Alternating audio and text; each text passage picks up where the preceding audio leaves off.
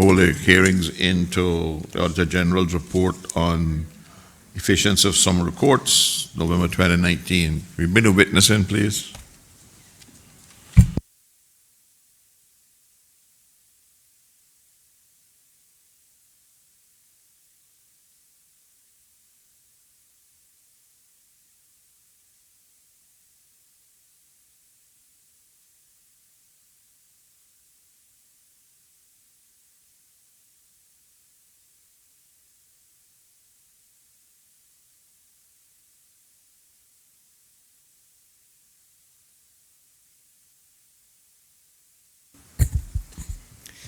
I swear by Almighty God that the evidence I shall give to this Honourable Legislative Assembly shall be the truth, the whole truth, and nothing but the truth.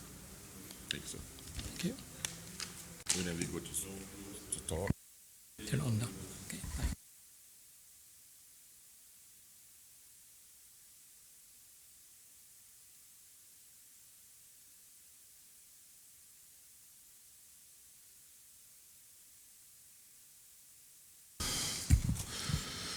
Good afternoon, Mr. Ranger, and we thank you for taking the time to come, and we apologize for keep shifting the time on you, but the morning session went on about an hour longer than we had planned, so we're glad to have you here, and we have some questions for you in relation to the Auditor General's report on the efficiency of the summary courts 2019. When you ask the first question, just give your full name and title so that it's in the record. Thank you. Thank you, sir. Good afternoon, and I just want to, first of all, thank you for attending today.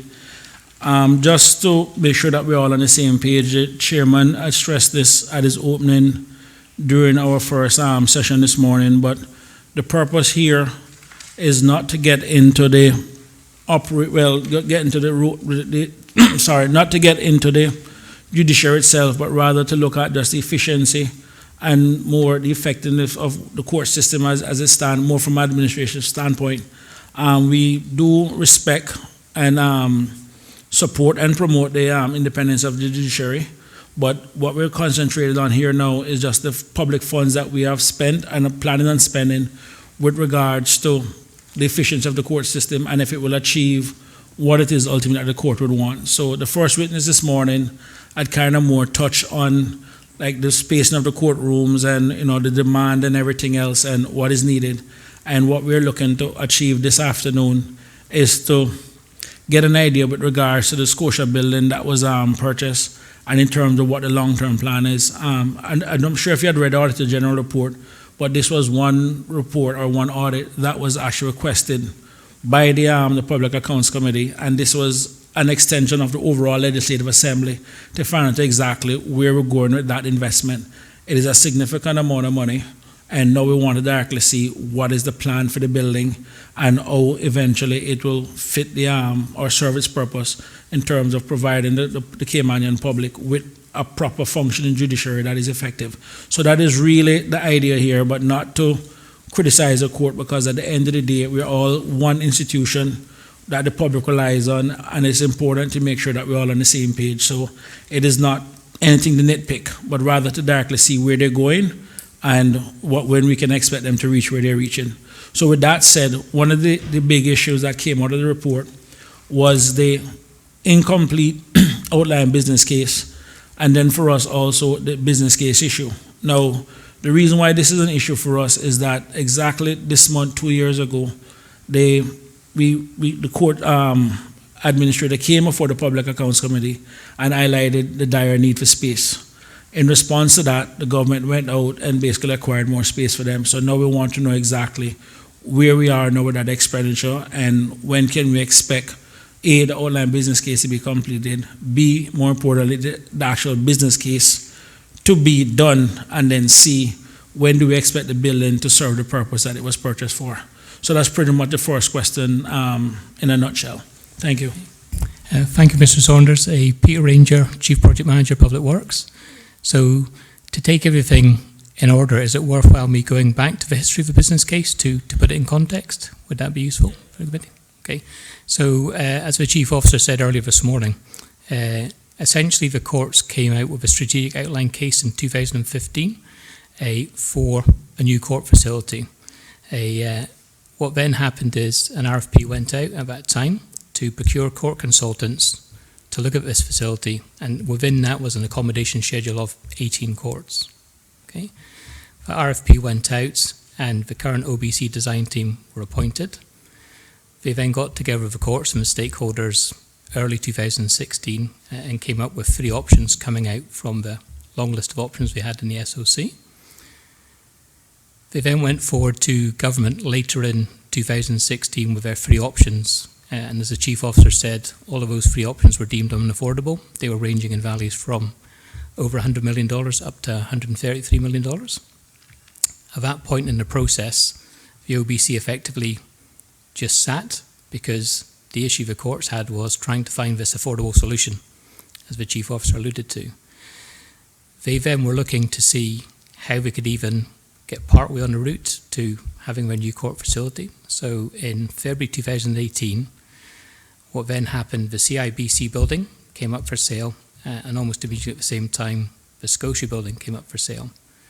So they then came back to us and said, can we do an assessment of the ability of these 2 buildings to meet all or part of what the court's demands were from the original accommodation schedule? So what we then did is we went and did surveys of both buildings and produced sets of plans to say, okay, option 1 is if government bought CIBC and Scotia, could it accommodate the court's needs? And the answer to that was no, because there's, again, so many constraints in CIBC with columns in the way the metal refurbishment would have to be done for courts. And option B was to purchase Scotia and a new build. So for both of these options, they're presented with plans and an overall cost. So then at that point, government moved forward with a decision to buy Scotia, because in that assessment study, what was proven is that whichever option you could come up with in the space that's in the car park between the courts and Scotia building, we could come up with a range of options for a new build of different story heights that could meet their needs. So Scotia building was bought in about roughly November 18.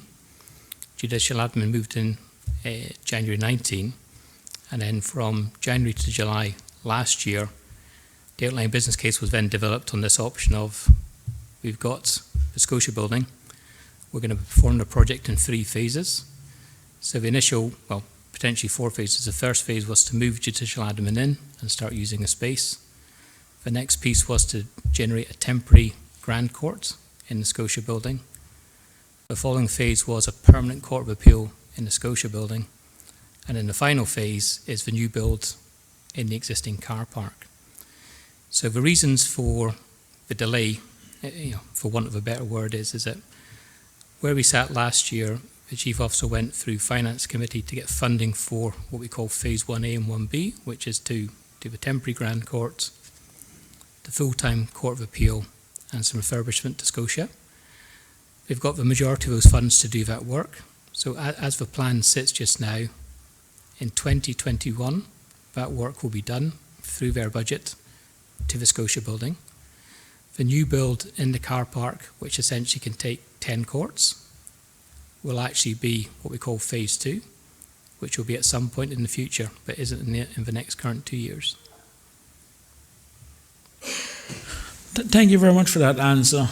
In terms of formalizing, I guess, the structure or the design of the court, did you guys look at other courts across the region and elsewhere in terms of the design or how it would look? And then I'm just curious, you said 18 courtrooms? Yes, so the original scheme back in 2016 had 18. And just out of curiosity, in terms of like a general courtroom, I mean, recognizing that we have one court structure, how would this compare to, did you guys do any comparison in terms of the other courtrooms or courthouses across the region or elsewhere in North America and compare that in terms of? Yeah, so NOR did that, but and this is the issue of numbers. When we say 18 courtrooms, that ranges from a grand court, like we've got an existing court, to a small hearing room, but they're all numbered as a facility. Yeah, and that was done between judicial admin for the SOC.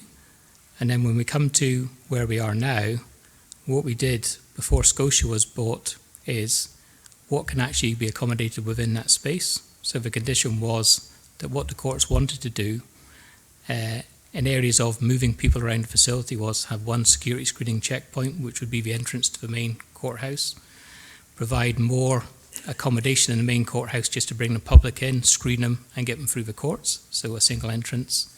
Prisoner handling coming in underneath with a holding cell to allow actually criminal cases to be heard and people to be brought back in.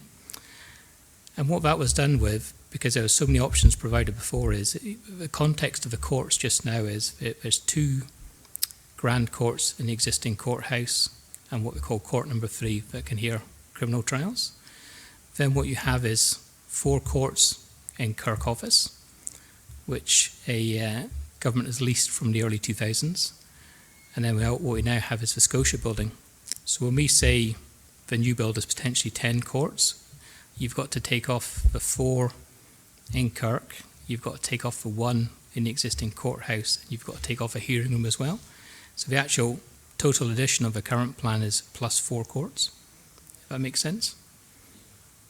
What I'm trying to understand is, like, what would drive this number? Because one of the things that we had raised in the early morning session, and just using a rough calculation based on the 7 courtrooms we have now, is that it's 10,920 hours available per year in terms of courtroom.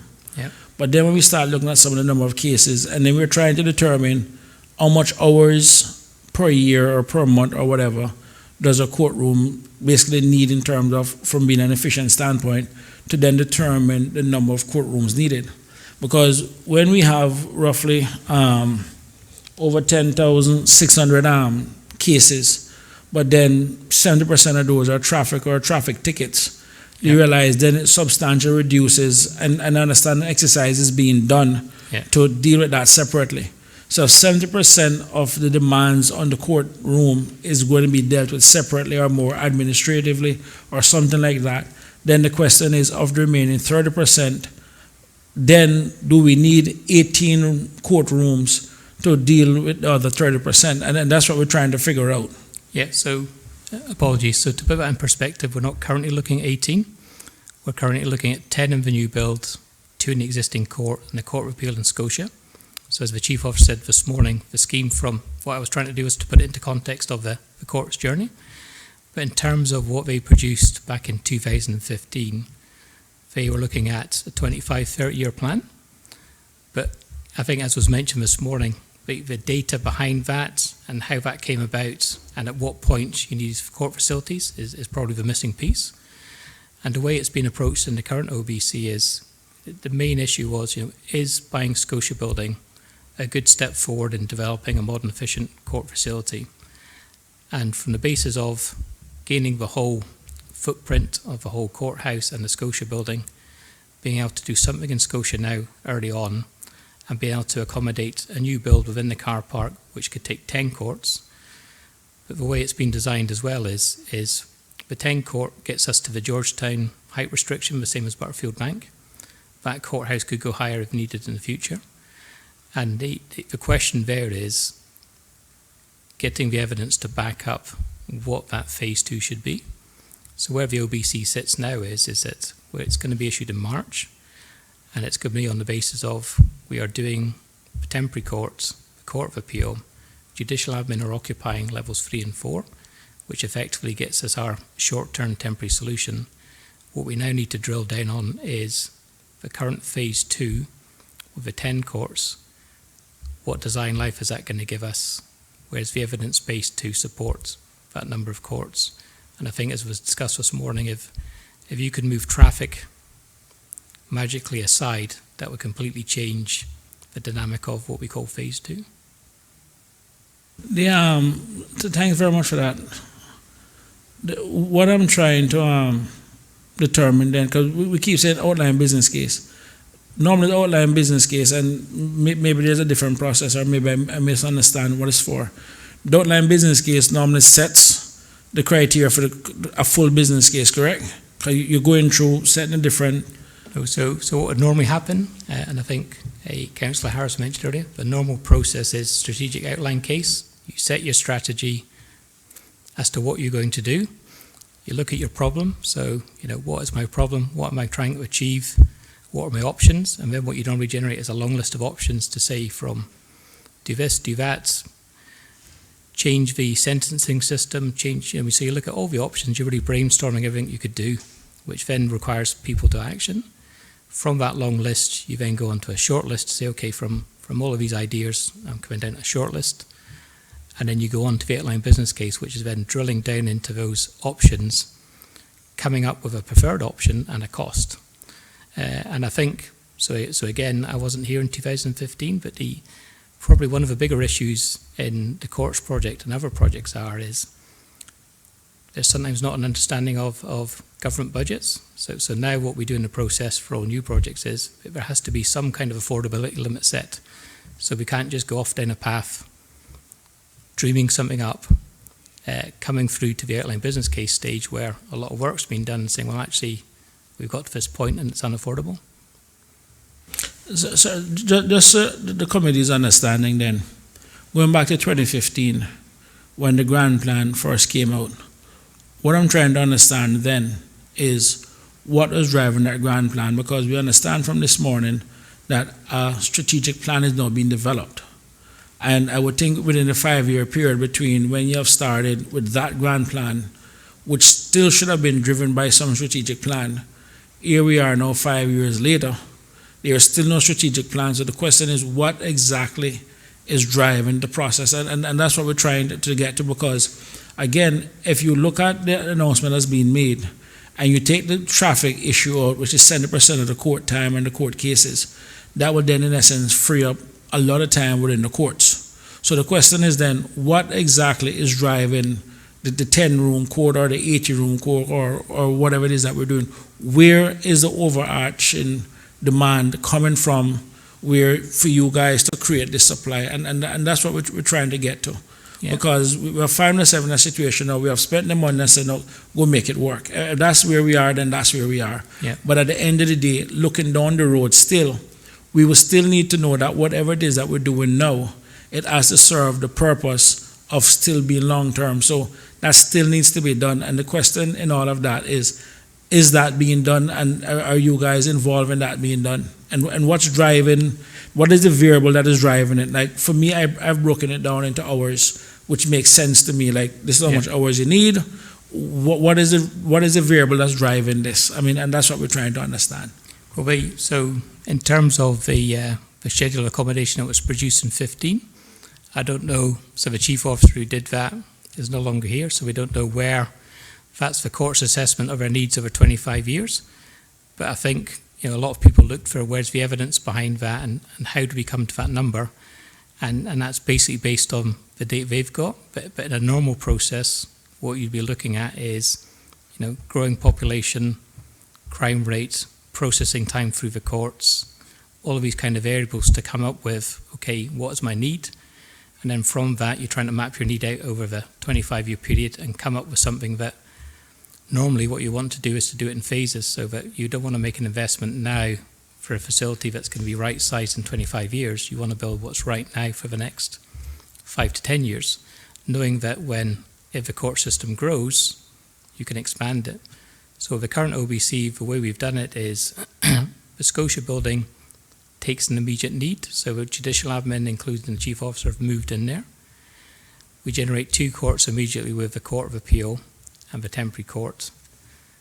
The scheme we've done for the middle, phase 2, is really a look at, what's the possibility of this site. So if, for example, that strategic review went ahead and it came up with 20 courts, we need to know how good is that site for the future of the court's needs. So the phase 2 part is really about looking at what can we fit in the space, what's the possible if we go up in building height, and where does that leave the courts? Because ultimately on that site, if you moved it through 25 years and the courts continued to grow, you could ultimately demolish the Scotia building and build in there. The thing about it is, just looking at the company statistics that was prepared by the ESO, in the last 10 years, the population actually went up by 10,000. But if you look at the actual number of court transactions, it has actually gone the other way. So it is, yes, the population is growing, but the number of cases are also decreasing. And in most countries around the world, there's an effort now to get more stuff done by arbitration, and most people are actually looking to have less courts. So I'm trying to reconcile then with population growing, cases decreasing, what's driving then the demand, and then bearing in mind that one of the biggest drivers is the traffic, which is 70%. And if that is being dealt with separately, what I'm trying to understand then for the remaining 30% or what's going to be there, what is the expected driver, where we should expect with traffic being dealt with in the next 3 to 5 years, less cases going before the court. Then the question is then, what is driving the demand then to have more courtrooms and more everything else when the numbers are trending a different way? And that's what we're trying to reconcile. Yeah, and I think, as the Chief Officer said this morning, that information is not fully there. So what's been done in 15 is somebody's assessment of what they believe the courts are going to do. It's not just the number of cases, it's the time in court, and there's the issue of things like the financial crimes and other things that are coming through. So to answer the question on phase 2, we really need to get that strategy done, because in essence, what's happening with Scotia in phase 1 is going to meet the immediate demand. The intermediate demand for what we call phase 2 of a new build will have to address that need, but that need needs to be assessed fully. And that's why the OBC has been presented in 2 parts, because what we currently don't have permission or funding for phase 2. What we've done is we've bought the Scotia building, we've demonstrated that we can build a court facility of 10 courts beside the Scotia building with full access, prisoner access, etc., etc. But the reality would be, before a government would invest in that substantial sum for phase 2, you'd have to be able to develop and show the evidence, which I think came out in the OAG report, of taking all these factors into account. What is going to be the answer to that question? Just to put things in context for the listening public, and just looking at Grand Court, which normally takes up most of the time within the court system. I mean, back in 2010, there was 1,470 Grand Court cases. By the end of 2018, it dropped to 1,142. Criminal of that went from 80 cases to 23. Indictment went from 108 to 88. Civil went from, including Admiralty, from 512 to 262. I mean, literally, except for estate matters that went up from 126 and family matters that went up, the rest of these have actually been declining over the last 8 years. So, and as we start looking at arbitration, which the Chief Officer spoke about this morning, which will then can also deal with more estate matters and family matters, then, and this is what we're looking for ultimately within the business case, because you can understand ultimately where the government is concerned and the legislature is concerned is a matter of priorities in terms of, everybody has limited resources, and it's how you manage those resources.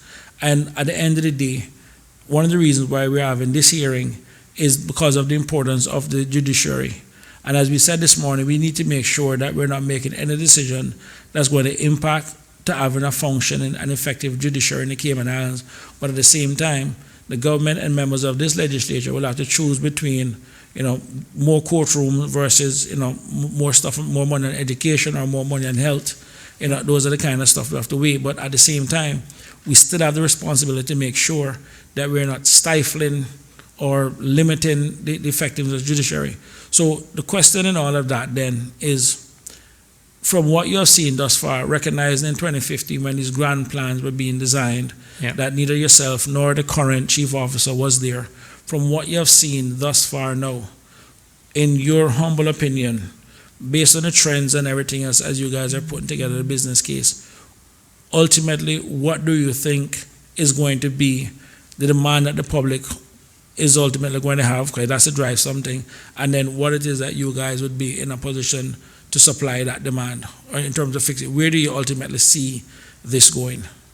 Well, I think the position we're in now is that the issue of the court building is it's gone around, I think there's been 2 or 3 schemes in the past, and they've always got to a point of unaffordability. And with any kind of major capital project, the issue is asking for too much money and trying to do too much at once. So where we are with Scotia is we've actually then secured the whole site. We have the 2 existing Grand Courts, Court 3 and the Scotia building. The biggest issue I think for judicial admin is we've rented Kirk Office that's got 4 courts on it, which has really got a number of issues with it. So with the chief officer, she's trying to balance an immediate demand. So had somebody done a strategy 10, 20 years ago, we might have been on that path. So she's trying to juggle an immediate demand of insufficient space right now because of a traffic issue and inadequate facilities. So in terms of what you'd call phase 2, I think what we really need to do is to drill in down to particularly the aspects that you've mentioned of, the utilisation of the courts. Do we have the data that supports the utilisation of the courts? Can we capture all of that? How long is the court getting used for? How long is it available? The turnaround time and of people coming and going to courts, any new legislation, all of those things need to go into the mix. Because I think as the Chief Officer said this morning, traffic is an issue because of the amount of court time it takes up. So before the investment is made in phase 2, which won't be in the next 2 financial years, those questions have to be, I think, asked and answered, which is, I think, probably where the OAG's report was going to. May I just make one suggestion to consider putting in the business case as maybe a temporary measure? Is if people get a traffic ticket and don't pay it on time and has to go to court, what's wrong then in terms of having magistrates out within the districts, whether it be east and north side? Because at the end of the day, if you didn't go and pay it on time, and for whatever reason, people could have legitimate reasons, so don't get me wrong, but we can't have the court system tied up because you forgot to pay a ticket or you want to challenge a ticket. What's then to have the magistrate or the JPs out in the districts, whether it be east and north side, Bordentown or wherever, having those traffic courts there and at least freeing up. So, because they are the civic centers that are basically empty within in the daytime. I know constitutional or next door was used in the past before for some of the JPs and the magistrate court. Then why not have some of those go out in the district and use those? Because I don't think you really need a big old courtroom just to deal with someone that was going 10 miles over the speed limit and tying up a courtroom. So, are those options being explored within the business case to say, well, the government does have these facilities here, then have those people go and deal with it at those locations as opposed to trying to get everything in one building? Because I can tell you, having 70% of it being driven by traffic does not really, and I'm just speaking as a politician, makes me put that money more important, seeing that money being spent on a building to deal with traffic offenses more important than, say, schools or healthcare or whatever. Because traffic is still just traffic. So have you guys looked at anything like that in terms of utilizing satellite places around the island in terms of to decrease some of the traffic going into the main court building? Yeah. So the answer to that is no, and I think it came out this morning is, from that schedule of accommodation starting point in 18, what's tried to happen is people have tried to backfit in to a reduced cost and trying to get onto an integrated site.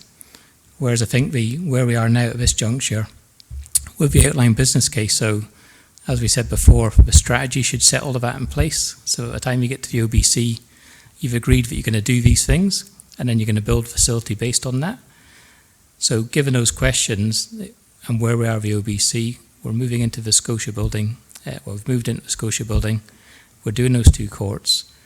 I think the phase 2, before the phase 2 can progress, that we have to answer those questions so that this House is certain that we've actually asked all of those questions and answered them before that investment is done. And then I think, as the Chief Officer said, it's kind of like which goes first. The purchase of a Scotia building with the time element that was on it was, I think, looking at any kind of an option analysis works really well because we've secured the whole site. But before moving on to the next stage, so the question is going to be, and I have to speak to the Chief Officer, is that we are doing phase 1A and 1B, which provides like urgent critical need of a temporary court and a court of appeal that can be used for other purposes, and provides existing accommodation. But probably beyond that, the next level of investment has to answer those questions first, if that makes sense, before moving on to the next stage. Because at least there we've done our... Yeah, okay. Well, I want to what you keep referring to these temporary courts in the Scotiabank building. Why are they temporary? Why aren't they? I mean, are we going to spend a couple of $100,000 to set up a courtroom that we know going in is temporary? Yeah, so there's one temporary court in Scotia. So the new Court of Appeal will be in level 3, and that's the permanent Court of Appeal, which judicial admin will be used 6 to 7 months a year, but it will then also be a resource for any other case.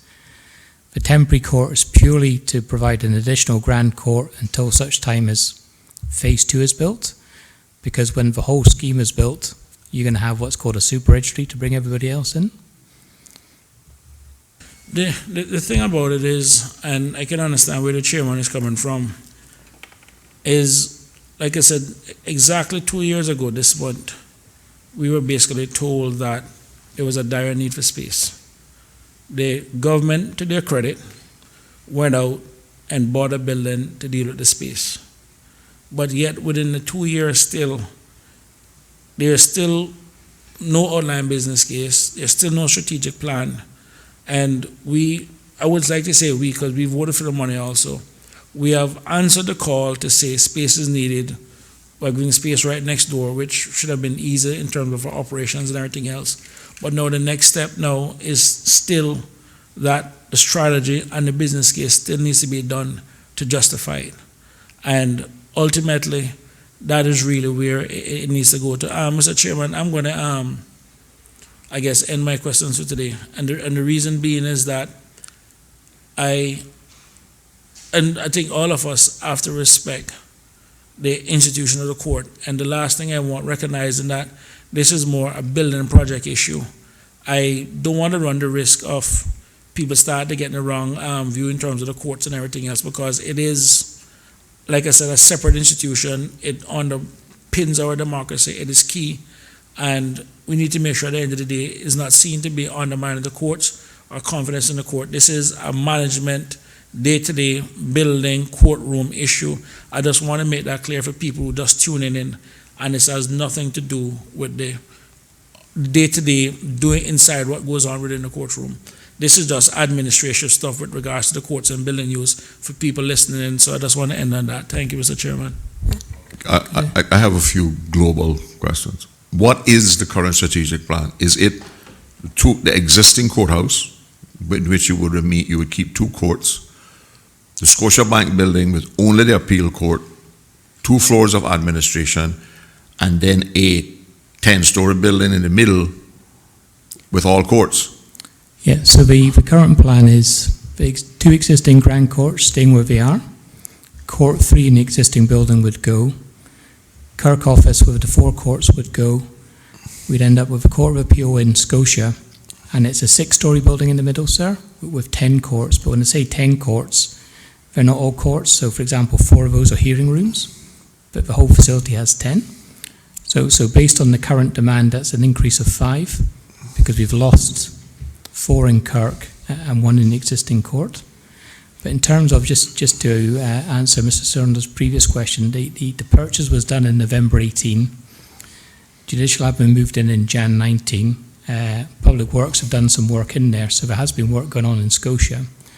The original plan, the middle of last year, was to progress with at least getting on with temporary courts, Court of Appeal. But in last year's budget, there was no money for that, so that's why it's now in the budget for 2021. Okay, so correct me if I'm wrong, Scotiabank is 5 floors, right? 4 floors. 4 floors? Yeah. So we have 1 whole floor that is going to be taken up by the appeals court? No, so it's effectively half a floor. For each of these courts take about half a floor plate. Okay. Yeah. So we have 1 floor that's dedicated solely to administrative staff? That's right. Okay, so that leaves 3 floors. And we have the appeal court is taking half of 1, and the temporary court is taking the other half. That's right. What's going into the other floor? Do you mean now, sir, or do you mean in the future? Well, I would suggest now, if there's Okay. this Yeah. need for 18 courtrooms, why aren't we putting 2 or 3 courtrooms, especially if they can be smaller courtrooms on the other floor. The reason we're not doing it now, because even the temporary court, the configuration of that building is an office block, and the worst kind of building you want to try and convert into a court is an office block, with restricted ceiling heights, columns, etc. So the Court of Appeal has worked by a lot of planning, where we've actually had to put it in a position in the building that works. The temporary court will have, like Kirk House, issues because there will be columns in the way. All right. So the last thing we want to do is to build a new Kirk House in Scotia. I think that's where we're coming from, is that we could end up just having our own inefficient court in Scotia building. It's an office building. So in the overall scheme of things, when the whole scheme is done, judicial admin, judges, magistrates, and super registry would all go in there. So it should really just be an administrative building for the whole court system. And the courts should just be in the existing courthouse and the new build. But obviously what we've got to do is transition from one phase to another. Yeah, some of the committee members want to take a 5-minute recess and we want to go in chambers for 5 minutes.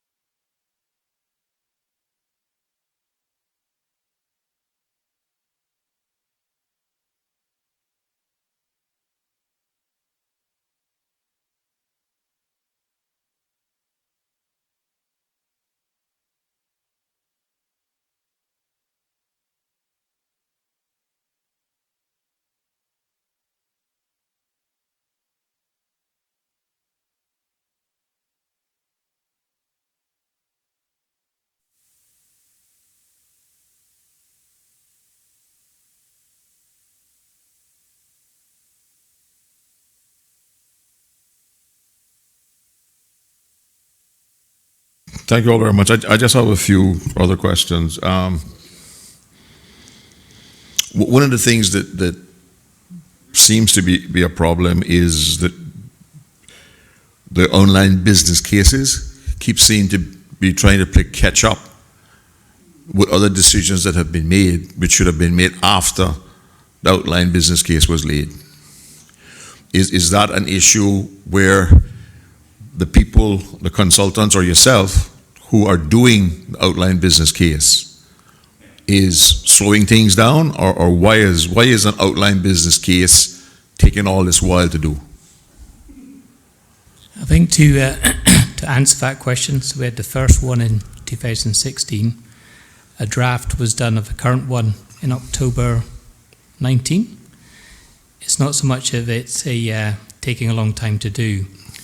What happened out of normal sequences, so when the original outline business case was done, the option to buy the Scotia building wasn't there. And I think what happened is that the normal process would have been, you look at all your options from the minimum, the do nothing, all the way up to the full scheme. And you look at your range of sites. Can we keep it in Georgetown? Can we move it? But because Scotia came up on the market and there was a lot of interest in it, we had to almost kind of jump to an outline business case conclusion and say, well, would this work for the courts for the next 25 years? And then we bought it. And then we're, like you say, so we're coming back now to justify. And the thing is, where we are now is that with the Scotia building, the site and the works currently planned and in budget, that is all good and will take the immediate pressure off the courts. The issue now is making sure that we have the airline business case with the justifications in for what we call phase 2. So we've done the analysis to say, okay, it should be 10 courts, it should be 8 courts, it should be 12 courts. I think that's what the committee's really looking for.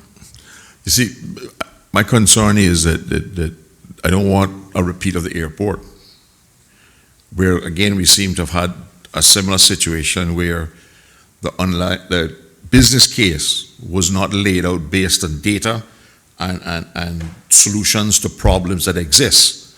The outline business case seemed to have been adjusted downward based on what the perceived cost would be. And then we got into where we get now to where part of the overspend is being justified, that, well, we could add these things afterwards because we got low money. And when we were told that we were building an airport that was for 25 years, it didn't last 5 months, right? So my concern is that the government, the central government, if it's going to do business cases, the business cases should be properly done, and they should be data-driven and research supported. And we should solve the problem and get away from this incremental solution thereof. And before we get one incremental solution in place, there's greater demand on the other end, which if we had paid attention to data, right, and best practices and research, in the case of, for instance, the airport, we knew for years what the passage laws was and what the projected growth was, what the annual average growth, etc., etc. So it should not have been a very difficult exercise to interpolate the data and get us something that could last 25 years. So I think part of what we concern here is the value for money aspect of doing these things and then having to redo them because we didn't part in the first place. And that seems to be what's happening here. Yeah, no, I think this one is more unique in the case of the overriding a aim of the courts. You know, going back to 15, and I think even previous projects, is the government and I think the judiciary want to keep the Grand Courts where they are. They're prominent in Georgetown, and it makes a lot of sense.